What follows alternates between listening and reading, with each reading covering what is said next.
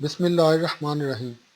خواب میں جراب کا دیکھنا اور اس کی تعبیر کے متعلق حضرت ابن سیرین رحمۃ اللہ علیہ نے فرمایا ہے کہ خواب میں جراب اگر رکھی ہوئی دیکھے تو رکھا ہوا مال ہے، اور اگر پہنی ہوئی دیکھے تو سفر ہے۔ اور اگر کوئی شخص خواب میں جراب پہنے ہوئے دیکھے جیسے کہ مسافر بیان کا ارادہ رکھتا ہے تو اس کے ساتھ ہی کوئی رفیق اور توشہ نہیں ہے، تو دلیل ہے کہ دنیا سے بہت جلد رحلت کرے گا۔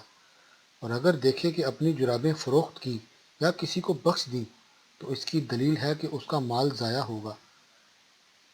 حضرت جعفر صادق رحمۃ اللہ علیہ نے فرمایا ہے کہ جراب خواب میں دیکھنا 3 وجہ پر ہے: اول مال و دولت، دوم سفر، اور تیسرا موت اس کے لیے جو تنہا سفر کا ارادہ کر کے جنگل کو جائے۔